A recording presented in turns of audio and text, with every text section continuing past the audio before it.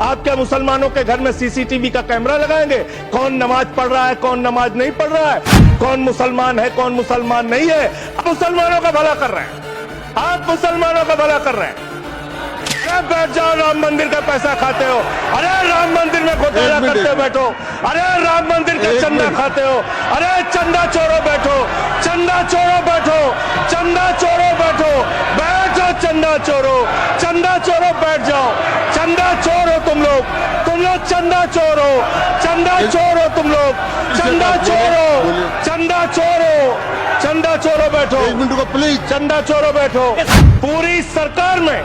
पूरी सरकार में एक मंत्री आपका मुसलमान नहीं है। आप मुसलमानों का भला कर रहे हैं। 2 नेता अपने घरों में आपने बैठा दिया, मुख्तार अब्बास नकवी, शाहनवाज हुसैन, दोनों की राजनीति आपने खत्म कर दी। आप मुसलमानों का भला कर रहे हैं, आप मुसलमानों का भला कर रहे हैं, आप मुसलमानों का भला कर रहे हैं। अरे सुनना सीखो पहले। आज वक्फ की संपत्तियां कब्जा करके आप अपने दोस्तों को देंगे, कल गुरुद्वारे की संपत्तियां कब्जा करके आप अपने दोस्तों को देंगे, फिर चर्चों की संपत्तियां कब्जा करके आप अपने दोस्तों को देंगे, फिर बौद्धों की संपत्तियां कब्जा करके आप अपने दोस्तों को देंगे, फिर जैनों की संपत्तियां कब्जा करके आप अपने दोस्तों को देंगे, फिर मंदिरों की जमीनें कब्जा करके आप अपने दोस्तों को देंगे।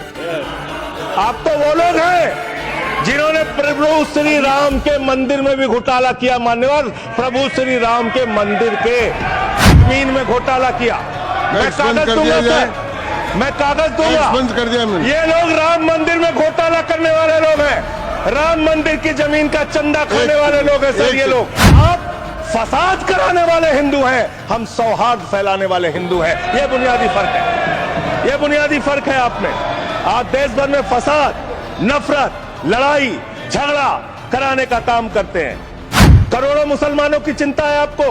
एक अपने दोस्त को पकड़ के लाइए, नीरव मोदी को 20,000 करोड़ वसूलिए, 12,000 करोड़ वक्फ को दीजिए, 8,000 करोड़ अपने पास रखिए। 8,000 करोड़ का आपको मुनाफा होगा, 12,000 करोड़ वक्फ को दे दीजिए, करोड़ों मुसलमानों का भला हो जाएगा। काम आपने देश के अंदर बहुत अच्छा शुरू कर दिया। आप एक काम करते हैं, देखो मुसलमानों को ठीक कर रहा हूं, दूसरी तरफ महंगाई बढ़ रही है, नुकसान हिंदुओं का। 94 लाख करोड़ रुपए शेयर बाजार में डूब रहा है, नुकसान हिंदुओं का। 11 लाख बच्चे स्कूलों से बाहर निकल गए, नुकसान हिंदुओं का।